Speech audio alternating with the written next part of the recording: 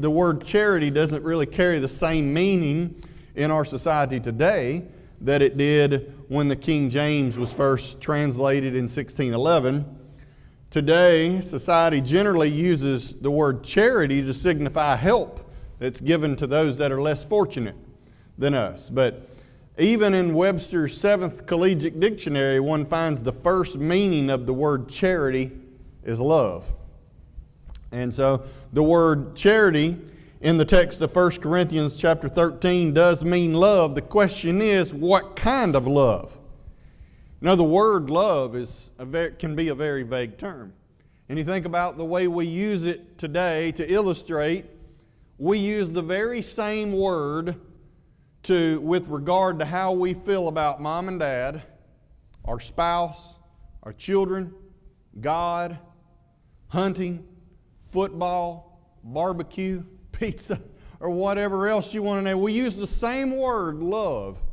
And yet when you think about there's a vast difference in the degrees of emotion towards the things that I listed there. I believe, unfortunately, the word love is overly generalized today. The Greeks, however, were more specific when it comes to these emotions. They had at least 4, and some people say as many as 7 different words for what we just call love. And so I'm going to give you 4 of these words. Some say there's as many as 7, but I've never seen a list of what those others are. However, 4 are very well known among Greek scholars and very widely published. One is storge. Storge is often translated into English as the word love. But when we think about, storge is a certain type of love. We would call familial love, or the natural affection that a parent would have towards their child, or that affection that would be had between siblings. Perhaps I say on a good day, that feeling that siblings would have for one another. That's storge. Then there's the Greek word eros, which the English word erotic is derived from this Greek word. And this is the word that the Greeks used for the emotions of physical attraction and lustful desire. Sadly, I think you'll agree that for many people today, this is the only kind of love they know, is lustful desire, physical attraction. And then there's the more general word, phileo. This was the most general word for love. It conveys the idea of affection, kindness, goodwill. This kind of love can be spoken of as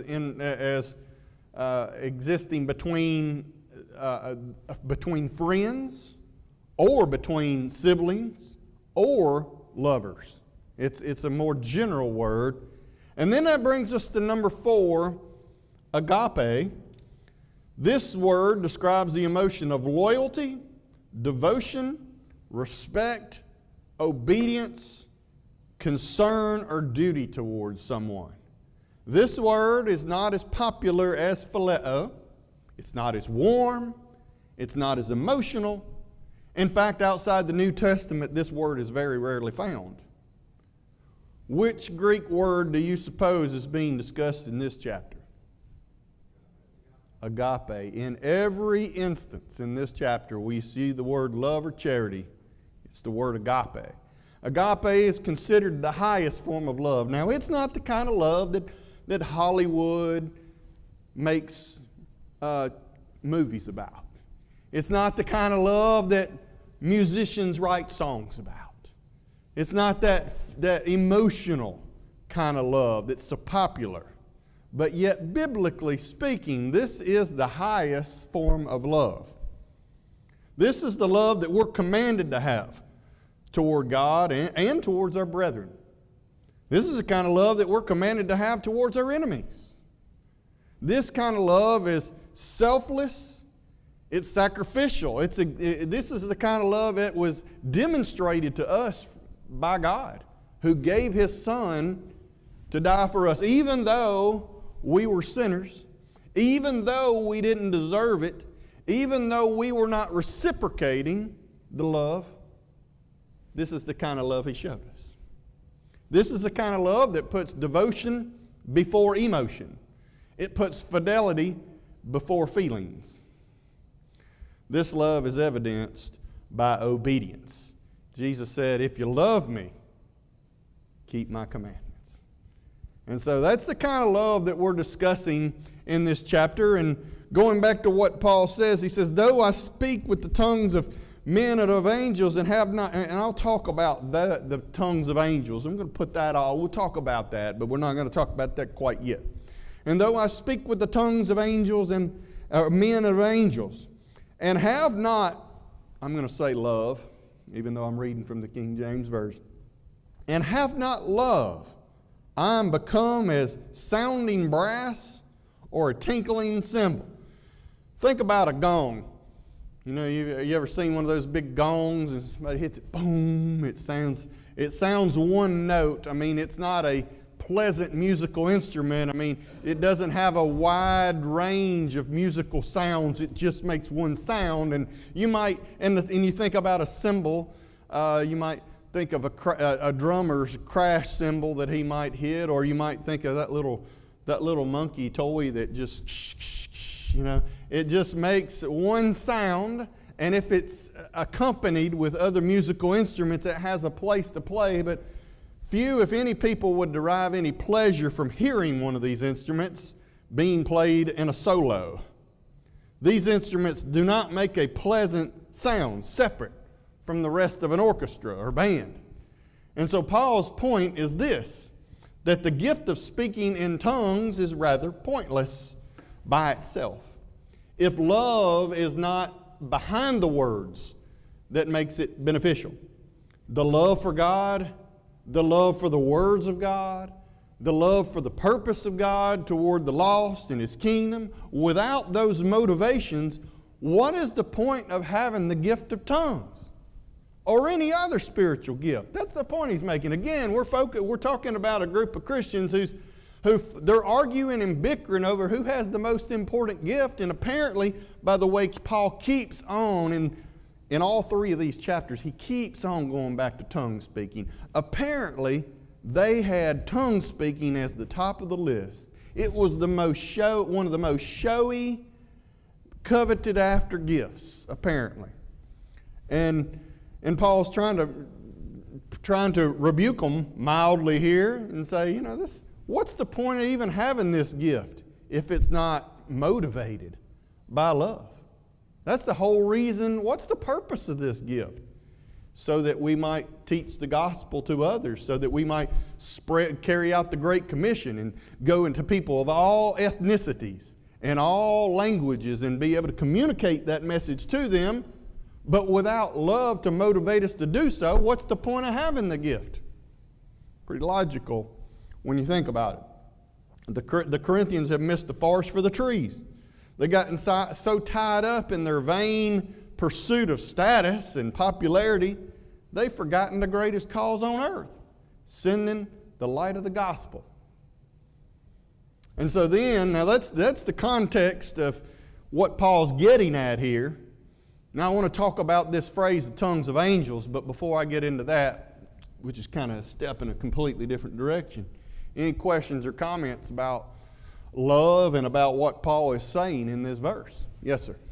I've always viewed the word agape and its kind of meaning and how even the King James Version uses charity. I think about those in combination, and I think about the fact that you choose to love and you love someone or something that can't love you back in the same way that you love. And that's what charity is. And you think about helping somebody who's helpless, who may not have the ability to respond and reciprocate in the same way. So you're choosing to love even unlovely or those that cannot respond and treat you back the way you just treated them. And so that's why it's a choice. And I think that's also why it's brought up in the marriage context.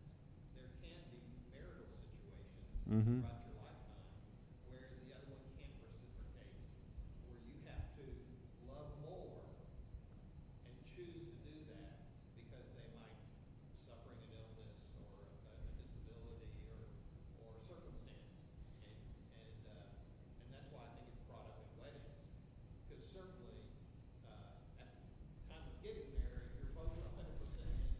Yeah. You're feeling multiple layers of love for one another, but you are committing to even, we bring it up in the ceremony, for better or for worse type of thing, happening, sickness or health. And so there are circumstances when that type of love needs to come out.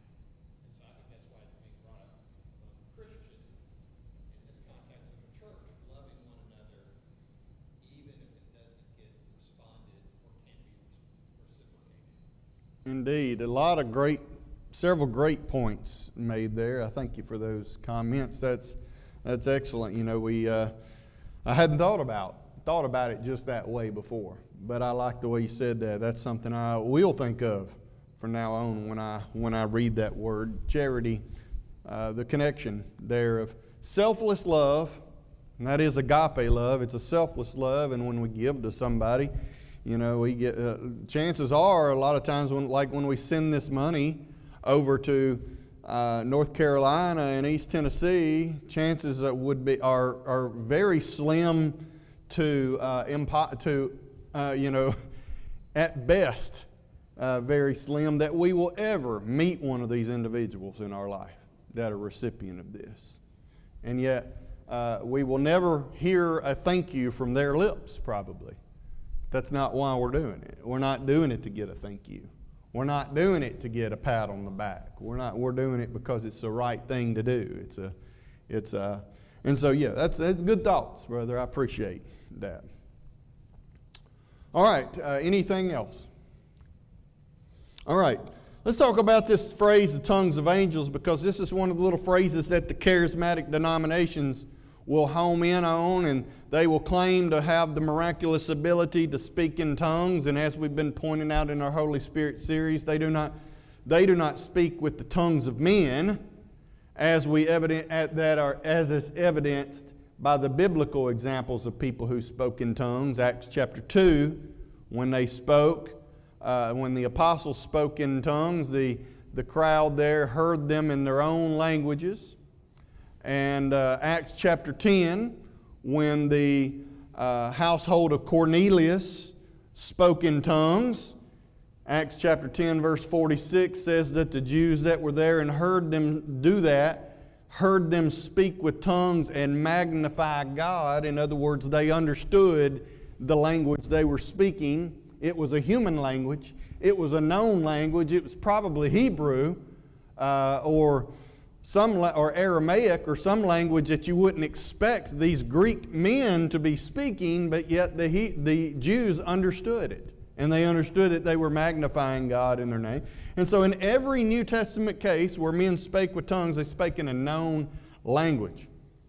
But those in the charismatic denominations, they will speak in an unintelligible language or gibberish.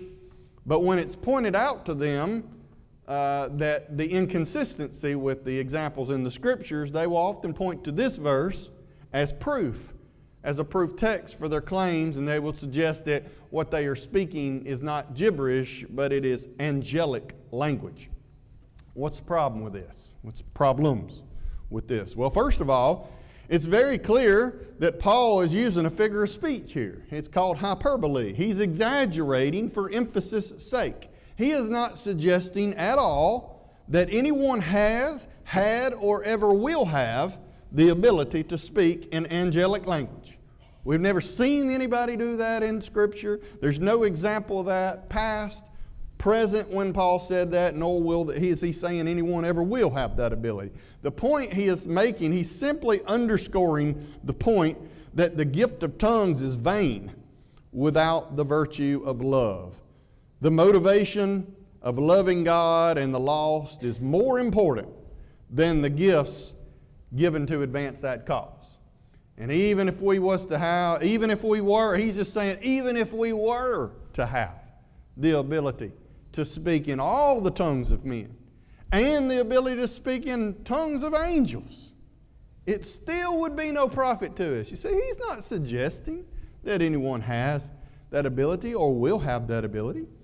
Second, The second point here, what's wrong with that? Whatever language angels may communicate amongst themselves is not important to us, but please notice that biblically, anytime one sees angels speaking to men, it is always in an intelligent language that is understood by those to whom it was addressed. It was never the gibberish that those who claim to speak in angelic language today speak. Third, what point would it serve to speak in an angelic language? It would not serve the purposes that God had in mind when He gave the gift of tongues. The gift of tongues was purposed to spread the gospel to every ethnicity, to carry out the Great Commission, to go ye therefore and speak to all nations, all ethnicities. Well, if we're speaking to various ethnicities, if we're going to go to China with the gospel, there's a good chance they're going to speak Chinese there, right? And so in that day, it would have benefited the early church to be able to carry out the Great Commission.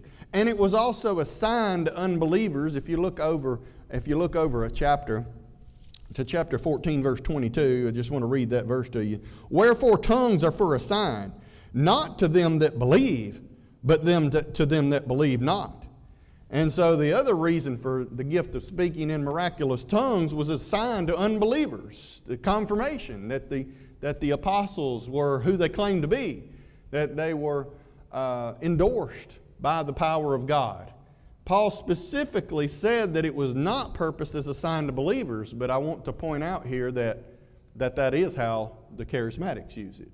You know, you have to show a sign to us believers, that you have been baptized in the Spirit, so you have to communicate in tongues. That's not what Paul said the purpose of tongues. Paul said it's a sign to unbelievers, not to believers. So there's all kinds of problems with it. Fourth, speaking in an unintelligible language in the assembly was forbidden by Paul in the next chapter, unless there's an interpreter. Now one might respond, and I think probably many of them would respond, well, we do have interpreters. We have those with the miraculous gift of interpreting tongues. And so we have one that speaks an angelic language and then one who interprets it. Well, what's wrong with that? Well, what purpose does it serve to speak in a language unknown to anybody in the assembly and then interpret it? If the purpose was to edify, it's not going to edify if nobody understands the language. If the purpose was point I'm trying to make is it would be more expedient to use a language that is understood by the audience than it would be to communicate in an unknown language and then have someone interpret it. Why would we do that? Which is easier for the purpose of God to go forth? To speak in a language we all understand, or to speak in one we don't understand and have somebody interpret it? Obviously the first. And again, if the purpose is for a sign, remember the sign was for unbelievers, not believers. How is it a sign for someone to speak in an unknown language, in a language that no one can understand, and then you have somebody interpret it, and you just got to give that person the benefit of the doubt? How's that a sign? You just say, well, I guess it's right. That's not a sign. That's not a biblical sign where people can know emphatically that God has endorsed this here. This is the power of God. And so there's all kinds of problems with this. Any questions, comments about this? Bruce, I think that the point you made, that anytime the angel spoke, it was in an understood language. Mm-hmm. I think that is a very important point, that they did not speak, they did not have to have an interpreter explain, like I'm looking at Acts chapter 8, right when you made the second point, when the angel told Philip to go down to Gaza. I mean, there wasn't any interpreter there wasn't anything else. The angel spoke to him in language he understood. He packed it up and headed down there. Mm-hmm. It's not anything implied here there was anything significant in the language that was spoken. Significance was in the fact that there was somebody that's going to be riding in a chariot, and you need to get down there and take care of it. Mm-hmm. That was the Amen. Good point. And so this is typical of what you'll see a lot of times with false teachers and false doctrines. They will take verses and take them out of their context and just take a statement, and they'll build an entire doctrine about some little small statement that's not even talking about how they apply it. And this is just a classic example of that. Another thing they will do that we'll talk more about in the next chapter is, in the next chapter, you see the word unknown tongue mentioned several times. In the context, what Paul is saying, you can see how they would want you to understand unknown tongue. Well, we're speaking in an unknown tongue. But that's not the way Paul is using that phrase, unknown tongue, in the next chapter. When he's talking about an unknown tongue, he's not talking about one a language that no human has ever spoken. He's talking about an actual known human language, but no one in the audience happens to speak that language. That's the unknown tongue as Paul is applying it. And so these two arguments are the ones that you'll hear these charismatic groups that speak in these tongues today use. Well, we're speaking in angelic language, we're speaking in unknown tongues, as Paul talked about in 1 Corinthians 14. And that's just not the context. So again, almost every false doctrine can be refuted if you just look at the context of the verses that they are using and put them back in the context. Almost every case you'll be on your way to defeating that. All right, verse number 2. And though I have the gift of prophecy and understand all mysteries and all knowledge, and though I have all faith so that I could remove mountains and have not charity, I'm nothing. And so Paul is obviously just continuing the same line of argumentation here. Hyperbole, exaggeration for emphasis' sake. And so his exaggeration for emphasis' sake here is, well, what if I, through the gift of prophecy, what if I could understand all mysteries? And, mystery, biblically speaking, that is things that God, a lot of the mysteries of the Old Testament have now been revealed to us. But I think what Paul's getting at here is, what if I understood all the things that God has not revealed into mankind? Deuteronomy 29:29, the secret things belonging to the Lord, but what's been revealed to us and our children forever. What if I understood all those secret things? What if there were no mystery of God hidden to me and I understood it all? Without love for God, His Word, and for love for the lost, what would that profit me? One might say, well, it'd be awful nice to have all. Well, yeah, there might be some temporal benefit to that, but ultimately, eternally, what benefit will that be for you? If you don't love God and you don't love the lost, you don't love God's Word, it's not going to benefit you at all, eternally. What if I was given miraculous knowledge so that there was nothing more that I could possibly know? Without love, it wouldn't profit me anything. What if I had miraculous faith? What if I had faith to the extent that I actually could remove mountains by my faith? Would that profit me any? There was something about that caught my attention for the first time. Oh yeah. Does this statement not also debunk the faith-only concept? Think about it. What if I had all faith? Well, according to the Calvinists, if you have all faith, you're definitely saved. But what's his argument here? What if I had all faith, but I don't have love? It won't profit me any. It's another argument against faith only that I have never noticed until studying it today. And then this past week. Verse 3. And though I bestow all my goods to feed the poor, and though I give my body to be burned, and have not charity, it profiteth me nothing. And so he continues, what if I devoted my life to philanthropy? What if I gave everything that I owned to the poor? What if I even gave my life for others? And it's widely regarded that burning is one of the most one of the worst ways imaginable to die. And what if I not only gave my life for others, but I gave my body to be burned for others? No, Jesus said, greater love hath no man than this, than to lay down his life for his friends, John 15:13. But many people have given their life for the love of their husbands, for the love of their wives, the love of their children, the love of their country. But here's the point. Without love for God first, what will this profit us? Eternally speaking, what profit will it be? None at all. And so that brings us to the end of the first 3 verses, which is Paul underscoring the essentiality of love. Love is essential for every Christian. It should be what motivates everything that we do.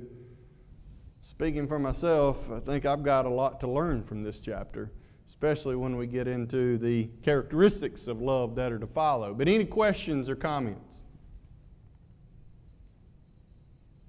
Okay, we'll get into the next section then, verses 4 through 7, the characteristics of love.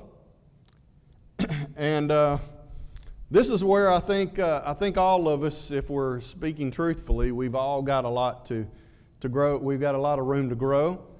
I put this alongside the fruit of the Spirit passage and the Christian virtue passages. A passage in is it 2 Peter, where we have this list of things that at the end of my life I will still be trying to improve upon these short lists. But I'm greatly indebted to Bob Winton's commentary for this section. A lot of what I'm about to tell you is almost verbatim from Winton's commentary here. So verse number 4, charity suffereth long and is kind. Charity envieth not. Charity vaunteth not itself, is not puffed up. Let's just go ahead and read on through, and then we'll come back. Doth not behave itself unseemly, seeketh not her own, is not easily provoked, thinketh no evil, rejoiceth not in iniquity, but rejoiceth in truth, beareth all things, believeth all things, hopeth all things, endureth all things. All right, and so quite a list here of characteristics of love. The first one, he says, charity or love suffereth long. Love motivates a Christian to be patient, to be long-suffering. This is a virtue that I need a lot of. This is one that I'm a little on a short supply of. I think it's because of I'm a high-strung individual, and patience is something I struggle with. Just waiting, something as simple as a pull in a parking lot and go into the grocery store. I hop out and I'm just ready to get in there. It's like everything where I go, I'm racing to get there. And Nathan just is the 180 degree opposite. He just opens the door and just drags out. And I'm like, are you kidding me? Come on, man. I don't have much patience. But patience, love motivates a Christian to be patient, at least in our dealings with others. Long-suffering. One who is motivated by love should not be quick to condemn or criticize others. That's all I've got on this particular point, but maybe you've got something you want to mention about love suffering long. I know there's a lot we could say about this. I know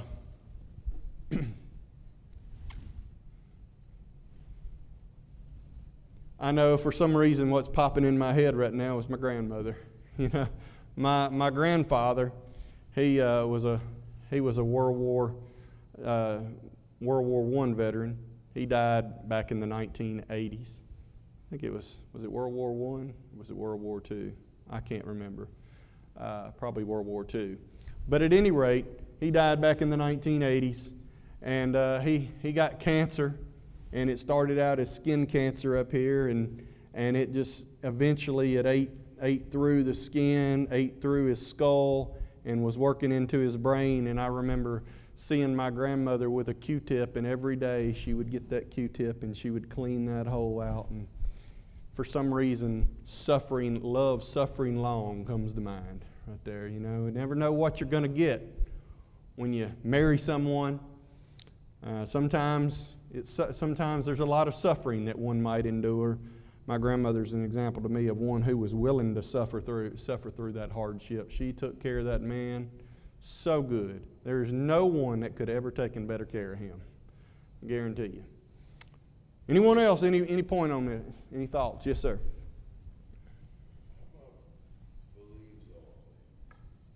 Believes all things? Well, that one's quite a few points down. We got a little ways to get there.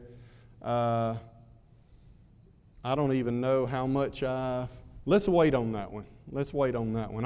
We're definitely going to deal with that one. Let's talk about is kind next. Love suffereth long and is kind. Love motivates us to be gentle and to be merciful. Strong defines the word kind as to show oneself useful, to act benevolently. And John wrote, 1 John 3:17, but whosoever hath this world's good and seeth his brother have need, and shutteth up his bowels of compassion for him, how dwelleth the love of God in him? You know, kindness. When you think of kindness, you might think of you can speak kind words to people, and that certainly is helpful, but it can be expressed by words, but also it should be expressed by our actions. Before kindness can be sincerely expressed by our words or actions, though, where must it first be? In our hearts. Love suffereth long, it is kind, and it envieth not. Envy is defined as to look upon with ill will or to be pained by the good fortune of another. Envy is useless, it's wasteful, it has no profit, and all of its fruit is evil. You think about envy from a biblical perspective, envy is what caused Cain to murder his brother. His brother Abel offered a sacrifice that was more pleasing to God, and because of envy, because he was pained by the fortune of his brother, it motivated him, that envy motivated him to murder his brother. Envy led to Haman's downfall. Remember, Haman just could not stand those Jews. And his envy led to his downfall. Envy was directly involved in the Lord's death. Matthew 27 verse 18 says, for he knew that for envy they had delivered him. Envy was one of those attitudes that crucified Christ. I think I heard a second bell. We'll stop right here, and we might even go back and dig into some of these even deeper if we need to. Next week we got all the time we need to talk about the characteristics of love. Thank you for your attention and your comments.